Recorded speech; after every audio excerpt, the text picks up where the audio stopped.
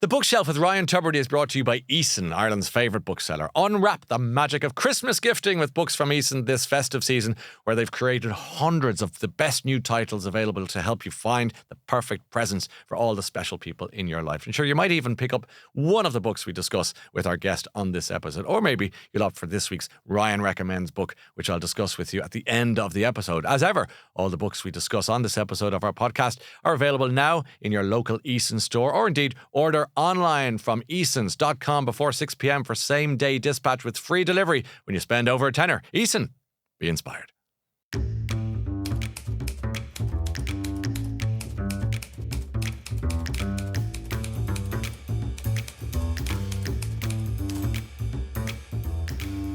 Today on The Bookshelf, we are thrilled to welcome an acting icon, for she is very much an icon, known for her unforgettable roles in Ballycus Angel, Trial and Retribution, Once Upon a Time as Cruella de Vil, and of course most recently as now the unforgettable Maud O'Hara in Disney Plus's Rivals. What a pleasure it is to the woman who brings a distinctly Hibernian hue to the role, arguably of a lifetime, Victoria Smurfit. Welcome to The Bookshelf. Thank you very much. How lovely to see you. It's gorgeous to see you. How do you feel about icon status? I can't, it's not sitting correctly. No. It seems a bit odd. Are you a confident person? I veer wildly between being really good after 1,000 years of being on this planet, being able to feel like the confidence I'm enjoying might be real, and also total and utter inadequacy and assumption I'm going to get caught out at any point. Where is it coming from? This happens I interview these great successful people, and I'm sorry to say, but the Irish thing, and I have it myself, it's the pennies €5. You know, where did you get it? It's only pennies €5. Please don't compliment me. Yeah. You know, and equally, you're brilliant in Rivals, and you'll say, I'm just a bit part in this great thing. You can't just say, well, thank you. No, you can't. What is that? It's childhood? Is it Catholicism? Is it religion? I don't know where. I think it's all of it. I think it's the tall poppy syndrome. I lived in the US for a while, and I was so stunned by, yes, ma'am, I am great, ma'am. Yeah. And I was like, whoa, okay, cool. And then I don't know where to go with that. So tell me more about how great you are. Yeah. And thinking how there's a part of me that thinks, because we come from a small community, whether it's our village, our town, or just our country, it's all small. Yeah. That if you were a cocky little beggar, Auntie Anne is going to take you by the scruff and beat you into a pulp and say, who do you think you are? Sit down there, shut up and go and clean the kitchen, or something to put you back in your place. So I think it's that terrible fear of, and also with like to the religious superstitious-y type of side, it's like, if you do for a moment acknowledge things are good, well, it's all going to hell in a handbasket. I wish I hadn't celebrated myself. Yeah. How dare I have a gravy day? Because now, guess what? The roof's leaking.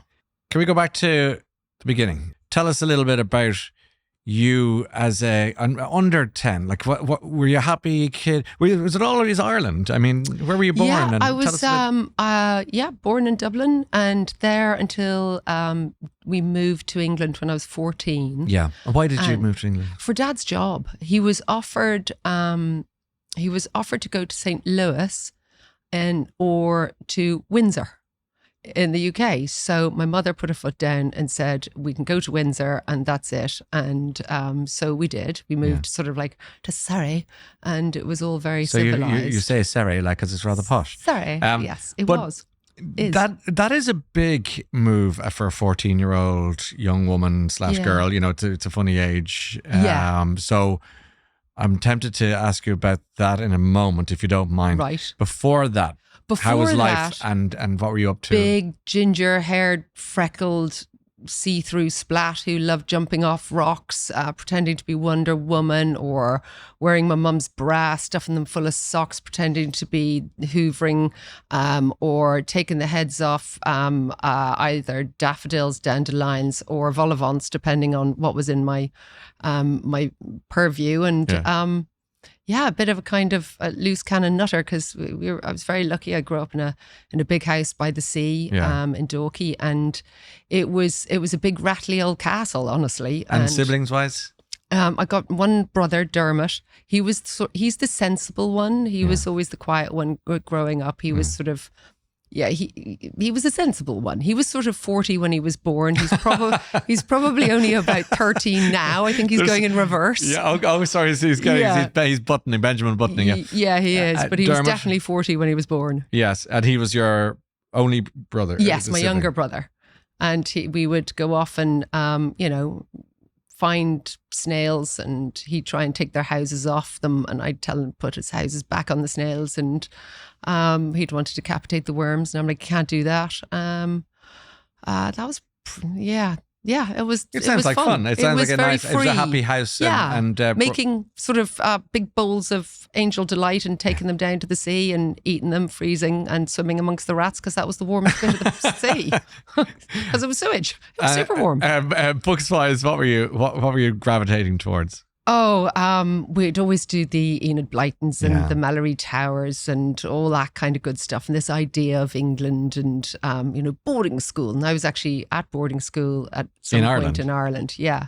I was at day school for a while and then went to boarding school. And it wasn't what it said it was in the books. No. This is a Trades Descriptions Act issue for a lot of people, I believe. Yeah. I was never in boarding school. But how was your boarding school experience broadly? Broadly, do you know, it's funny because it's the 80s. So, is the head girl whipping you with a crop? Sure. Do you whinge about it? No. Was that going on? Oh, absolutely. Crikey. But it wasn't like the whole journey. I mean, a lot of it's just bad food and trying to steal bread from the kitchens when the kitchen ladies left so that you could toast it up against the super sir because you were starving because you didn't want to eat the kedgeree. Yeah, it's like that, isn't it? Okay. You paint a grim picture of boarding school. Well, it was, I'm sure, listen, it was also fun. I mean, the headmaster's daughter sat me down day 2 and taught me all the bad words. I'll never forget that. I can actually picture the stoop we were sitting on. And she was the headmaster's daughter, and she said, now you do know what you need to know to come to this school, don't you, if you're going to be boarding? I'm like, no. And she just, am I allowed to swear on this? Yeah. And she went, shit, fuck, bollocks.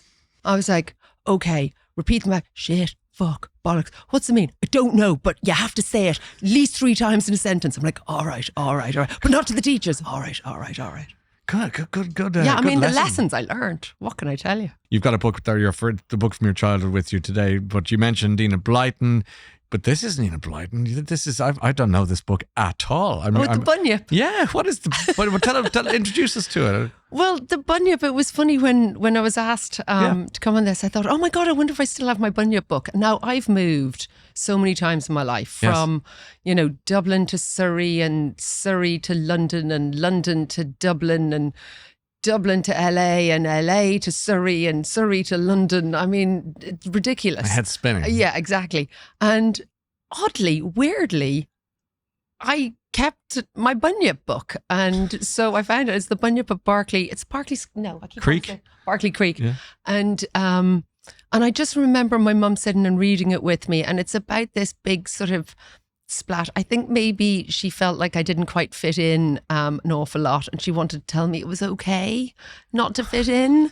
And it's about this big blobby creature that appears out of a creek and goes round asking the kangaroos, what am I? Who am I? Like, you're a bunyip. Well, what's a bunyip? We don't know. You're ugly. You're gross. You're disgusting. Wait, what? Okay, no, that can't be true. And running off to a crocodile and saying, what am I? You're a bunyip. You're gross. You got ugly feathers. You got a big butt. You're grim. Oh, what? No, but pretty feathers. No, ugly feathers. Oh, and he keeps going around all these creatures going, but if I'm a bunyip, what do I look like? Oh, you're like terrible. And eventually he goes, you know what? I'm not having any of this. And he goes back to his creek and he sits down and he's combing his hair. It's like 3 strands of hair. The bunyip. Going, I'm sure my feathers are pretty and I'm sure that I'm handsome. And next thing you know, another big blob comes out of the creek and it's another bunyip. It's a girl bunyip. And she goes, who am I? Where am I? What am I? And he goes, you're a bunyip and you're perfect, just like me. And he sits her down and does her hair and it's just cute. Oh, they're looking after, that's 6 hairs, I think, in total between them. I know, God bless them. And to be fair, when you see the pictures, they're not pretty. Yeah. But, it was just that thing of, it's who you are. It's not what you are on the outside. And I love that. I actually, I'm kind of conflicted. Your mother was obviously beautifully kind or utterly cruel. No, just do it. No. Like, you're a bunyip. She either was incredibly insightful, Yes. or just went, this looks like a mad book, and it was going for cheap in the bookshop down the road. Yeah, that's Who knows? great. What did your dad do for a living when you were young? My dad would go to work with a big leather briefcase that was battered every day, and he'd sometimes disappear off for weeks on end, or he'd be home for the weekends, and he worked at a very high level for the family firm which makes paper and packaging, which, as Dad says, not the sexiest thing in the world, but they did extremely well. They built it up. My uncle and my dad and their two other brothers built it from a very small company that their dad had given them and made it global. It's a huge success. They're amazingly talented lads, and so that was his job. That was his keep job. the family firm going and going very well. Yeah, and so I just knew. So I was brought up pretty much by my mum and my granny and my granddad, who were at home a lot, and then Dad would come back, and the rules were when you heard the car and the gravel, I would go, "Oh God, Dad's home! Quick!" And my job was to go make him a cup of tea and a sliced toast and bring it up, meet him in the living room. He'd sit by that. I'd have the fire all prepped, and he'd light the fire, and then I'd just scratch his head, and he'd watch Star Trek or Benny Hill or something just to decompress. And I'd just scratch his head, and he'd tell me stories about his day and drink his cup of tea. Well, that brings us neatly to 1897.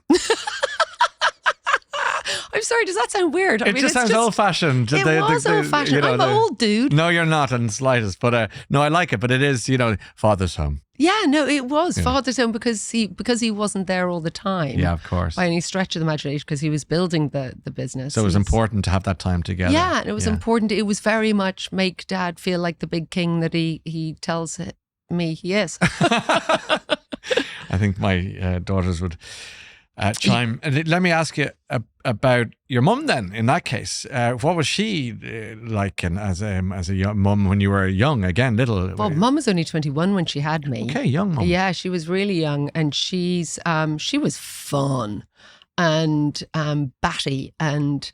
What does batty mean? Batty, just like. Slightly chaotic. She would drive me to school in her apron, her hair in curlers, covered in flour, because she was always making something. And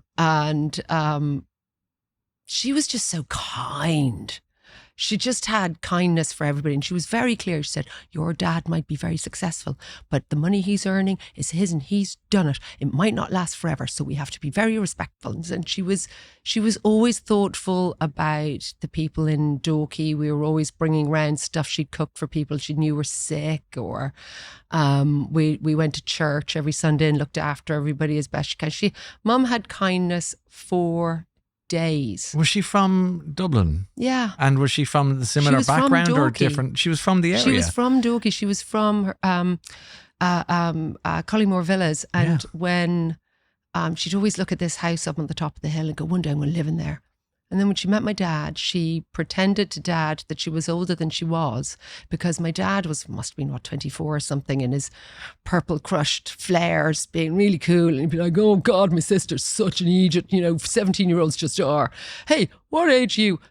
20. So she had, I think, 3 21st birthday presents before she admitted. And they moved to that house on the hill. They got there. Isn't that amazing? Yeah. So you had what would be arguably a very, I say this privileged. No, definitely. Economically. Yeah. But I always say, I'm quick to say, that doesn't mean it has to be privileged emotionally. But it does sound like you were privileged emotionally. But it doesn't come without the quotidian challenges of humanity. I mean, even if it is, very. Well, it was funny. So growing up in Ireland, and the Smurfits were such a big thing back then, which would be weird for your English listeners to hear, but that was big. It was huge. So you go to school and you'd get bullied for it. You'd get, "Oh, you think you're brilliant," and to your tall poppy, to right back to the start of the conversation. And were you that tall poppy in school then as a result? No, people thought I was. It's like, "Oh, you think you're so great," from teachers down to students. So you learn to be small pretty quickly. You learn to hide pretty fast, or you learn to become the jester and to minimize. So which did you do?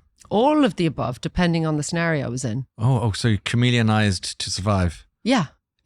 Because I was really aware, like, even to this day, if somebody goes, oh, she thinks she's so great, because she's Smurfit.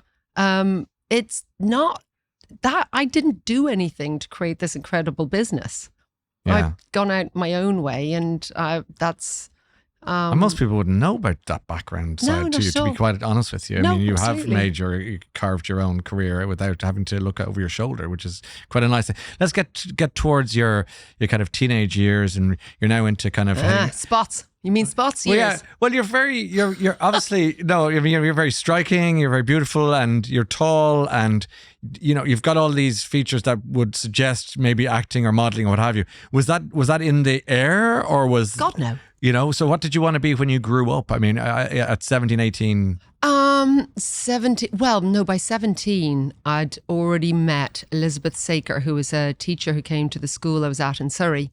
And I didn't know what I wanted. I thought maybe I'd, really try and learn languages and go, I want to travel and go work as a translator or something. I just wanted to be everywhere and become everybody. And before we go there, let me just jump back a step. Yes. You're 14 years old. Your folks sit you down with your brother and say, pack your bags, we're going to the UK. Yeah. And your reaction was? Okay, I understand that entirely. Yeah. And they said? Tough. Here we go. Off you went. And off we went. To a new life in Surrey. Yeah. Kicking and screaming or stoically accepting? Both. Sorry, I think I was stoically accepting at the time because I knew Mum was really wobbled by it all. I mean, I clearly remember, I don't remember what I had for breakfast, but I clearly remember being outside the house in Dublin with Mum in the car and my brother sitting in the footwell in the back and Mum just being shook. I remember the feeling of her being very shook and having to be strong for her. And looking back at the house and going, okay, well, on to our new adventure. And then I think once we got there, it was more kicking and screaming and going, wait, so what, we've done this and we're here and who are these people and what? So it was, but we moved to this gorgeous village called Windlesham and the people were glorious and just terribly nice. And I learned how to say the word toast. In that way? Yes, toast. So no more toast? No, toast. No, toast. I had to, it was... They like a hard tea. Yes, indeed. As you know. And then at the school I went to, it was... I remember there was this one moment we were doing To Kill a Mockingbird. Yeah. And I put my hand up and said, but I don't understand. Why did Aunt Alexandra do that to Gem and Scout? And she went, stop it now, stand up, girl. And I was like, ooh, it is Aunt Alexandra. Wow. An ant is under your shoe. And I thought, and in that moment, I remember thinking, she's Aunt Alexandra. She's staying Aunt Alexandra. I'm going to have a bath tonight. I'm not going to have a bath. And and I sort of stayed, that stubbornness kind of. Did you? You said, my aunt is my aunt and your aunt is your aunt. Yeah. And together you the twain knock yourself out with your aunt. And here we go. Okay. Take us to your next book, which is the book that...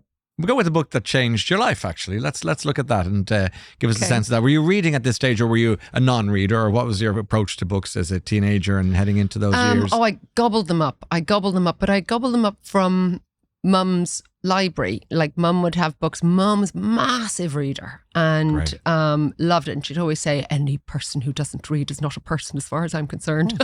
Okay. Love it. No judgment there. Yeah.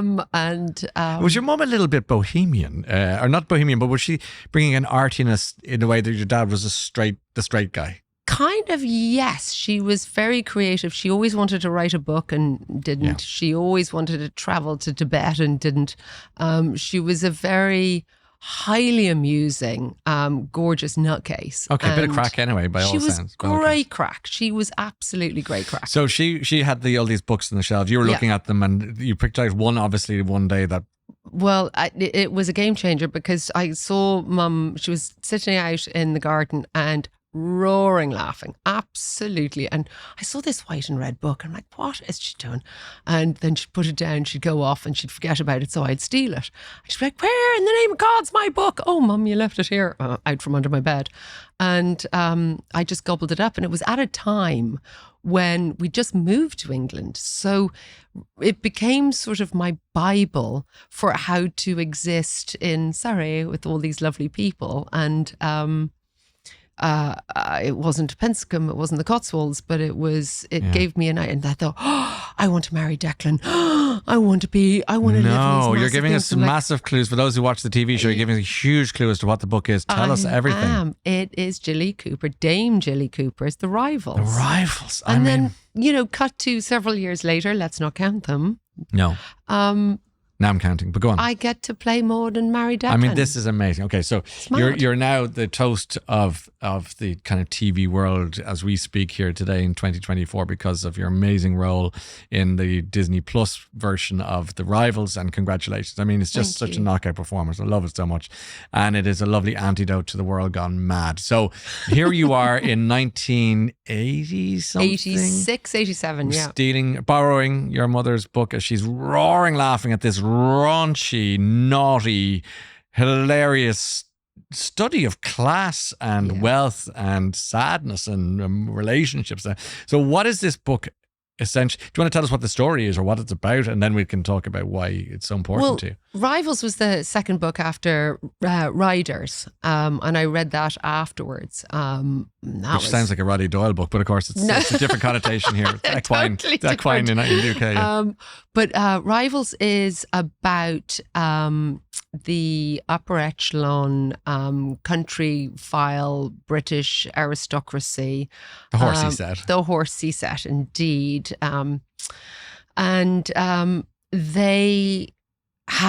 They are fighting over a TV consortium because back in the days when you were always shooting your shot for your consortium to run the West Country or the North, and in amongst this comes this insane Irish family who Declan O'Hara is the big heralded TV presenter, not unlike Ryan Tubridy. Moving on. Who arrives down to the Cotswolds with his family, his wife kicking and screaming, his daughters delighted. And they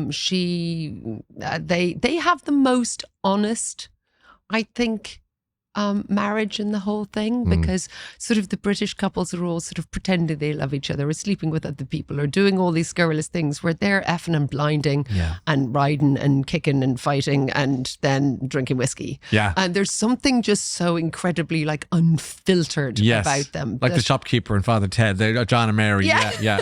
Exactly. Yeah. So it's sort of it's gorgeous, and it's.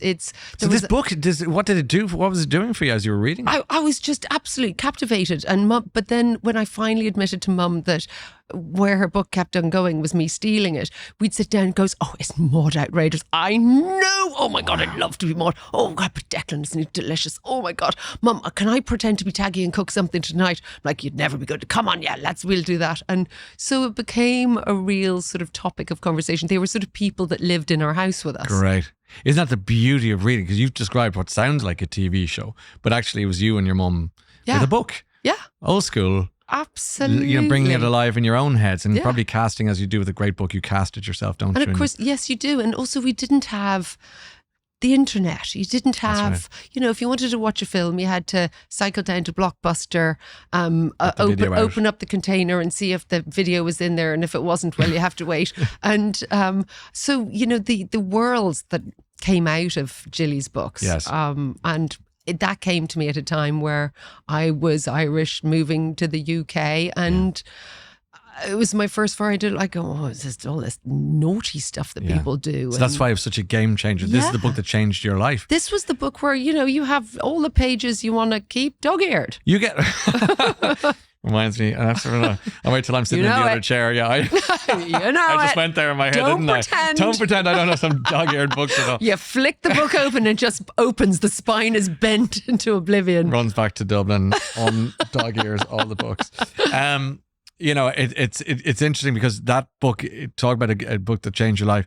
You've got 2 bites at that book in your life because it changed your life as a teenager and it changed your life in the recent year or two. So we can come back full circle in a minute or two. You're finishing up school. What do you do straight after school, and where are you heading to? Finished school with a couple of very average A levels. Yeah. With a dream, an ambition, with a desire to go to drama school. Okay. And I had auditioned but didn't really know what I was doing. So I had to wait. You audition, then you have to wait a year and see if you get in. So I was auditioning for Bristol and Lambda and Central. And meanwhile, I was waitressing. I was working in Accessorize. I then worked in Monsoon, but I was fired from Monsoon because I kept on telling the ladies with the wider hips, "Now, love, you don't want those pleats," and that colour brown does not work for your colouring at all. You're the original Trini and Susanna here. But I got fired. But I was living in a 1-room flat in London with about 4 of us. And I had to having great fun, but having to go out and bring home the wonga to be able to pay for the great fun, and the flat. But I had this is totally random and sidebar, but I remember when I was trying to find a place to live, there was back in the day where you'd have pictures, you had postcards in the newsagents and you're looking for, a bike or a house or a room or whatever, and it said room to let in South Kensington. So I pick up the phone, I call the number. I said, "Hi, I'm interested in the room you have to let in." And she goes, "But you're Irish." I said, yeah. "The Irish don't live in South Kensington." No. And she slammed the phone down. Did she really? And I was irate because I'm ginger underneath this blonde fakery. And I thought, I'm not having any of that. So I pick up the phone and I said, "Hello, this is the Irish who dare to live in South Kensington." And she hung up and I thought, no. And I rang back and went to answer phone. I said again, "The Irish who dare to live in South Kensington. Just to let you know, I've informed the Race Relations Board and they will be contacting you shortly." She picked up the phone and goes, "Fuck off," and hangs up. I'm like, okay. That was a long time If I ago. was a human round of applause, I'd clap now. It's just madness. I love that story. Yeah, random. Because this is a bit like you as a kid when the teacher said it's aunt, not aunt. You have this strangely, I don't know if that's the right word, fierce, you can apply that, Irishness or defensiveness that says, "Now, wait a second, wait, a sense of justice or something." Where's that coming from? I think I've got a long rope, and then when you hit the end of it, I never know when it's coming. Have you a temper? When I was a bad kid, temper. I had a ferocious temper. I remember Dad, chasing me up the stairs, and I'd lock myself in the bathroom and not come out until I was hungry. And ferocious, but rare. But when it went, it's 0 to a gajillion, and then straight back down again, like nothing happened. Very briefly, when you told your folks you wanted to be an actor, how did that go down? I sat Dad down and I basically pitched him. I said, "Look, here's the drill. Oh. This is what I want to do. Now, because you're so flaming successful, there's not a chance in hell I'm getting a grant. And also, my waitressing job is not going to pay for it. So here's the thing. If you can fund the drama school for me, then I will pay you back from when I'm working." And he was like, "Okay." And he goes, "Do you understand it is the profession of rejection?" And I said, "Yes." He says, "You'll be rejected 98% of your days, your weeks, your years. Are you ready for that?" I said, "I am." And I wasn't, because it's very true. So you build a very tough skin pretty quickly. But then I did a film with Albert Finney between my 2nd and 3rd year at drama school. And I'd calculated exactly how much it would cost to pay for drama school for 3 years. And the wage I earned in that film was the exact number that I owed Dad. So I signed the check over to him, handed it to him, and he was like, "Thanks very much. Great. Good girl." I said, "But don't forget, I've still got 1 more year to go." And I didn't find out until about 8 months, 9 months later. He never cashed it. Is that right? I had all this money in my bank account. Yeah. I could, the amount of times I was at the drink link, £5, and it's €5, yeah. and it's insufficient funds, and I could have banked that. But yeah, But respect to you for that, I have to say. And I presume your dad admired you for. He loved it. Yeah. I mean, he didn't say it to me, but he told. I only found out from his friends later on, years later. Oh, he's delighted with that. Isn't it funny? Yeah. You get into the acting world then, and were you one of these people who always had a book in your bag, in your dressing room, between takes? And books on set I find hard because I consume them in one go.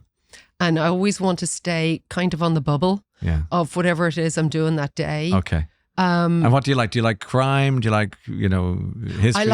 I like crime. I love observational stuff. I love things that involve just the human existence, but I also love to laugh. I find it very hard to pick up a sad book. Okay. I struggle because I can understand. Life, it can be sad. Yeah. You don't need a book to add to it. I don't want to sit and delve into somebody else's misery because I'm juggling over here, and I want to be taken away into joy and a different world. Take you somewhere. What's it like to be a mum?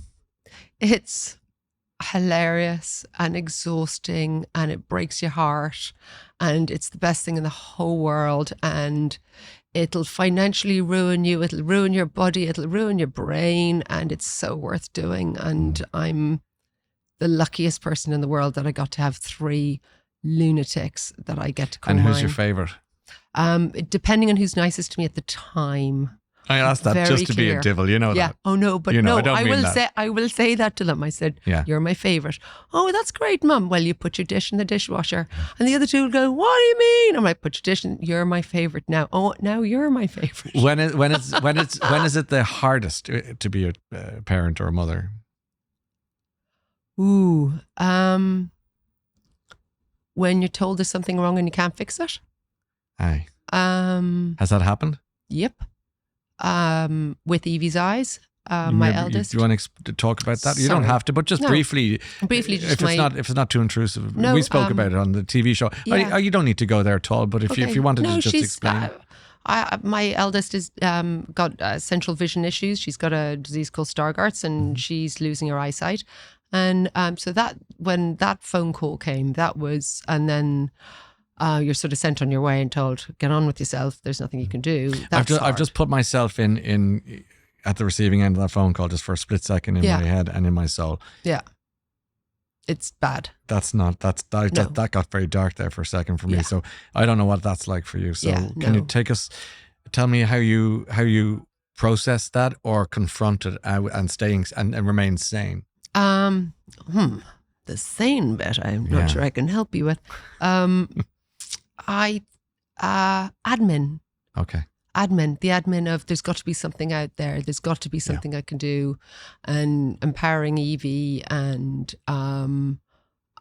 just looking everywhere, turning over every stone, every rock, and acceptance. How's that going? That search? Do you know what? Touch wood. Can I touch there's a table here. You work away. Now, if that's plastic wood, I'll be coming back to haunt you. You know that, I saw a lumberjack leaving 10 minutes ago. Good. So she's on a trial that I got her on, and it appears to be slowing the deterioration. Okay. She's what age now? She's now 20, and so she's older than me. Have they suggested what year she has with eyesight? We don't know because it's a trial. We don't know. So I was told by the doctor when she was diagnosed that she would be legally blind by 18. She's not. How is she? Hilarious. She's a beautiful young woman. I mean, I met her. She is great crack. Yeah, she's a knockout, isn't she? Yeah, she's having the best time. Is she? I mean, here's my kid who can't see very much doing an art degree in Dublin. I mean, she's her mother's daughter. That's not another contrary Irish woman on the planet. Yeah, it really is. I don't know what We're back into aunt stuff there, aren't we? Exactly. Yeah. Yeah. I love that she's doing that. Yeah. And she's enjoying it. Loving it. What book do you think made you cry? Lovely Bones. Alice Sebold. Yeah, that broke me at the time. Give us the elevator pitch for that book if you could, just to, roughly. 14-year-old girl narrates from heaven her murder and watches her family and everyone who knew her struggle Yeah. to learn how to exist without her. Yeah. And like I say, I'm not someone who picks up a sad book. Yes. But that I read that just after I'd given birth, actually. Interesting time. Controversially. Yeah. Because someone had gone, oh, great book. So I picked it up. And then the idea of the innocence and the fragility of the girl and of life. Yeah. And of that because I always thought, you're just as good as the fellas. You're just as good. The only thing you can't do is you can't fight them physically. That's the one thing. Like, I can dance around you in rings, and I'll dance around whatever scenario there is. And there's no way I'm less than a bloke, except when it comes to physical strength. And that you kind of have to go, all right, more power to you. And I think that book, and this girl's clear, undramatic, unmelancholic, sort of lacking in self-pity description of how she watched her parents try and cope. Yes. Literally disassembled my bones. And and it's like donkeys years later. I mean, I read it when I'd literally given birth to Evie, and she's now 20. And when I was asked that question, it was that one that kind of went, oh, God, I'm still not over reading that. And it brought you, when you think of a book like that, where does it take you? What thoughts cascade through your mind? Like I say, you're not guaranteed anything. Yeah. It doesn't matter who or what you are or who or what you're doing. And Mum used to always say, you drive carefully in that car. I'm like, yeah, great driver. Hello. She'd go, it's not you. It's the other idiots on the road.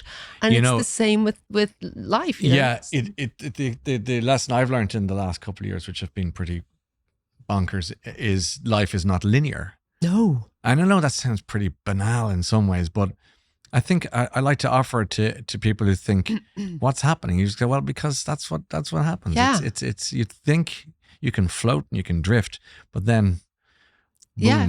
Boom. It's and you got to ask yourself, are you alive? Have you got good people around you? Do they make you happy? Is today right? Is today good? And you're okay. Did you see what happened to that guy? I know. And you see what's going on in that country? You do. Yeah. And this book, the Lovely Bones, gave you that sense of sort of, gosh, living in life. That sense of reminding yourself nothing's for granted. Yeah. And it's just not. Yeah. And as what was it say? Make a plan to give God a laugh type of thing. Yeah. And to your point about linear, and sometimes if the kids are going through a tough one, or I'm going through a tough one, or when those curveballs come flying out of the sky without any warning, I always think, right, I'm just going to be the leaf. I'm going to be the leaf on the sea, and I'm just going to let it. It's going to take me up. It's going to take me down. But if I just keep my eyes open, my ears open, keep breathing, then at some point it's going to spit me onto the beach. And yes, if I don't run quickly, it's going to pick me up and feck me back out there. But if I can just get through this roller coaster of time, then it will be okay. What would you think the most recent curveball hit you? What was that? My mum dying in my arms. Oh, I'm sorry. Yeah. When did that happen? About 2 years ago now, but it's she had a surprise stroke, and I just landed from the read-through of Bloodlands, and I picked up my phone to call her, because in read-throughs you can get recast if you're shite, and so I'm always sphincter clenched during a read-through, hoping I'm not going to get sacked. Sure. And I picked up the phone to call her. It's good, and I made it. And her boyfriend's number was coming through on my phone, and every part of me went into a flop sweat. I just went, literally, the blood ran cold. And she'd had a stroke on the Friday afternoon, and they weren't really letting you into hospitals. Even though it wasn't COVID, it was past. So I had to sneak in behind a nurse going in, and they let me into the unit when they realised that She wasn't coming back. And and I just curled up on her bed with her, and it was an amazing luxury to have been able to be there with her. She brought me in. I helped her out. It was an astonishing privilege. I mean, appalling. And that there's this death rattle bit. God, this has got a bit dark. I'm so sorry. No, this is the way. This is the way of the world. Yeah. There's a moment where there's a death rattle, because before then I was chatting away to her. I knew when she was she could hear me when she couldn't, even though she was locked in. So I'd be teasing her, going, Mum, you're going to have to wake up, because you know the way you like the red and the black wine gums, and I'm always stuck with the green and the orange ones. I'm eating all the red ones. So you better, I said, and I've been watching this Celebs Go Dating, Mum, you wouldn't believe what they're up to. So I was trying to keep it all light. And then when the death rattle kicks in and the nurse is like, yeah, this is it. I just kept saying to her, don't fight it. It's okay. You're up there, you've got your mum, you've got your dad, you've got your best friends, and listed off all the dogs. You've got so many people up there waiting for you. Just look up and just go be free of this body that's just let you down. Your overcoat has let you down, but your spirit will always be. I'll look after people down here. Just go fly. And she did, and she took her last breath in my arms. And I just stayed there for a few minutes, just breathing for us both. And then you go out and you have to tell the nurse, by the way, I clocked time of death because I played a police officer once and I know how to do that. And she, within 20 minutes, you're then sat in a curbside at 4:15 in the morning with a Tesco bag full of your mother's stuff and clothes, and looking down at this supermarket plastic bag with Mum's shoes and jumper, and all you can do is smell her perfume, and and I actually kept that bag tied up in the back of my wardrobe, and I only opened it when I was moving house a couple of months ago. And what was absolutely mad was as I opened the bag, her perfume came whacking out at me. I'm like, whoa. And was it her? Yeah. I mean, did you feel her? Yeah. Yeah, absolutely.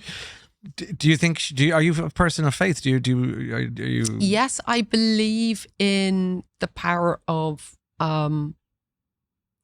spirituality, and that this has to be more than us. Okay. I don't believe in organized religion. Yeah. I don't believe in some bloke in a dress telling me what to do or say. Honestly. Do you think you'll meet your mum again? Oh, for sure. I chat to her all the time. Do you? All the time, yeah. Does she chat back? She does, yeah. And how is she? Well, she doesn't like what I've done with my living room. I'm assuming.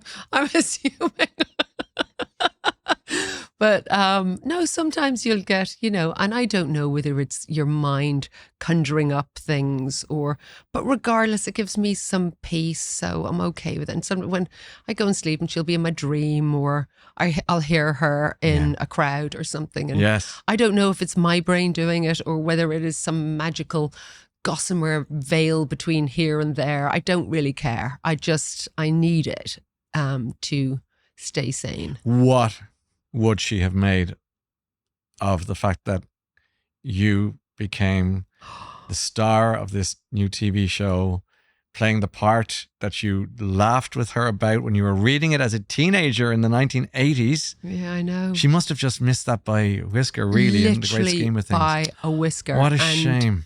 I know, and it was really sweet. A few of her friends have sent me a text going, "Oh my God, she would have been so proud. She would have loved it." Listen, she would have been down on that set every day. I bet. Going, now, which days is Aidan taking his shirt off? So it's Aidan Turner who plays your husband. Danny Dyer, isn't he lovely? I'll go and give him a cuddle. Like, she would have been down on that set all the time. Do you still have your mum's number in your phone? Yes. And is that difficult? It's difficult because I do constantly, and when I got the job for Rivals, and then when it was coming out, or something's going on with the kids, I'll pick up the phone to call her. And I desperately wanted to tell her what was going on. Sometimes in the middle of shooting something hilarious, go, oh, I must tell mum that. And so, but I will be picking up the phone and scrolling down to type your numbers in, and then it's, again, you're like, oh, of course, she's not here. Surreal. It's so surreal. Yeah. I wanted to ask you briefly about, you mentioned that your mum's boyfriend, so I take it your folks separated or yes, divorced? Yes, they split. They divorced, maybe tell us what 89? age you were at that stage. I was 16. Okay, yeah. But yeah, when they divorced, they separated. Did you adjust well with that, or No. was it a struggle? No, I was livid. Yeah. I was properly red mist, livid. Okay, honest response. Oh no. Your dad is alive and well, and He is, how would you characterize your relationship with him? Oh God, he's heaven. He's absolutely divine. Isn't that great? He's divine. Yeah. He's such a great, funny, kind man. He's just, Did he get better with age? 100%. Wow. Yeah, because he's not fighting the good fight to be able to build the business and feed the children and do all the things and be the big I am. He is the big I am. He's like, I'm a big I am. I'm chill. I don't need to worry about it. I don't need to prove it to anybody. I think one of the greatest things that can happen to men is some of their testosterone dribbles out. And I mean that with love and respect. No, I know Not that. all of it. Just a little, just the edge of it. No, take the edge off it. I like that. Just the edge of it. But he's absolutely heavenly. What is the name of the autobiography you have not written yet? I was talking to my husband about that, and he reckons it should be No Volume Control. You should have got him in here for the last 10 minutes. I mean, rude. So rude. So that's his suggestion. Yours? Yeah.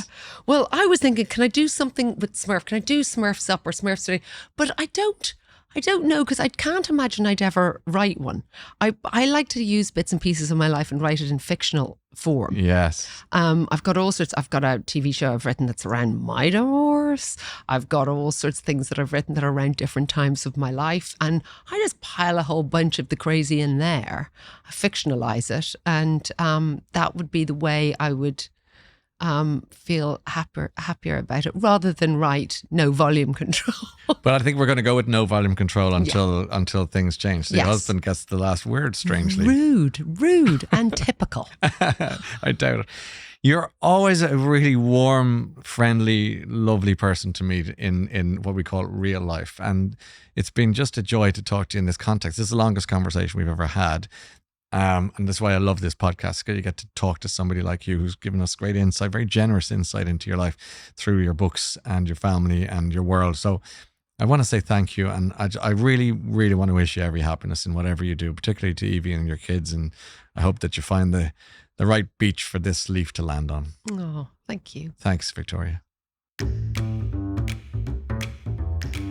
So here's this week's Ryan Recommends, brought to you by Eason, Ireland's favourite bookseller. Look, he's one of my favourites. It's John Boyne. He featured in our first season as a guest, but also he's writing this wonderful quartet of books. This is book 3. We've had water, we've had earth, and now it's fire. It's set in a hospital. The central character is a doctor, female doctor as it happens, with the darkest story to tell.